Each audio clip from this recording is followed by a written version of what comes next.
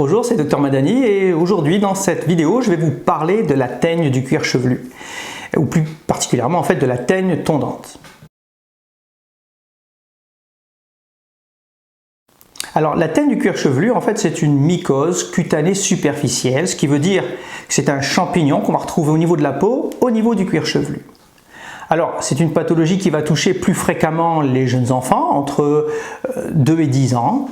Et les agents responsables généralement de la teigne, eh bien, ils sont multiples, mais en Amérique du Nord, le plus fréquent, c'est Trichophyton tansurans qui affecte le plus souvent les personnes avec des cheveux de type africain.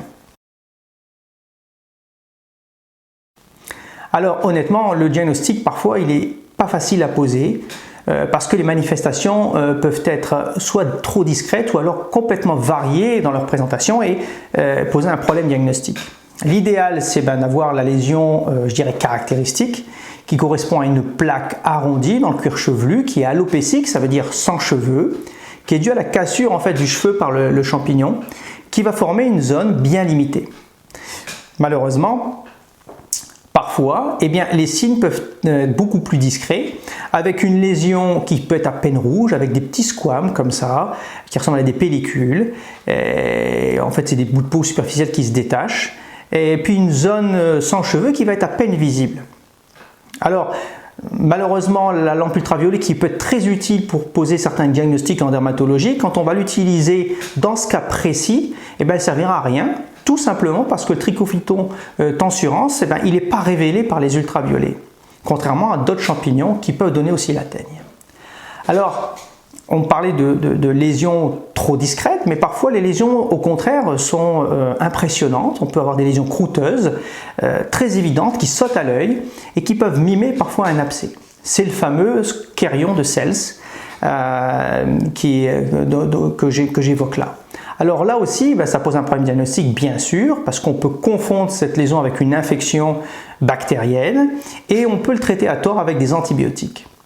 Alors voilà en gros les signes cliniques qu'on peut rencontrer. Pour être complet sur le tableau clinique, eh bien, on peut juste préciser qu'on peut avoir des petits ganglions réactionnels au niveau de la face postérieure du cou ou derrière les oreilles. Et puis c'est tout ce qu'on va voir, on n'aura pas de signes généraux. Alors comment on fait quand on a un doute? On va essayer de confirmer le diagnostic avec un examen microscopique des cheveux ou des squames qui vont se détacher, ou bien la mise en culture, mais malheureusement l'interprétation ça peut prendre 4 semaines à peu près, donc c'est un petit peu long. C'est pour ça que généralement on n'attend pas, on traite d'emblée. Comment? Avec des règles d'hygiène simples qui consistent par partager le peigne pour se coiffer, par partager les serviettes pour se ressuyer les cheveux, tout simplement pour éviter de disséminer ça à toute la famille.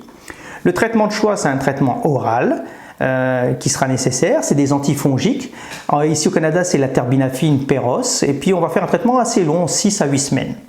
On va le combiner avec bien sûr des lotions ou des shampoings à base de sulfure de sélénium, 2,5%, ou bien des shampoings au catéconazole 2%.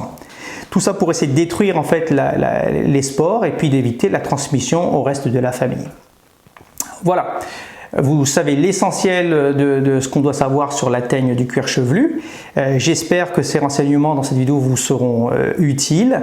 Et avant de nous quitter, je vous dirais de ne pas oublier de vous abonner et puis de partager cette vidéo avec des amis. Bye!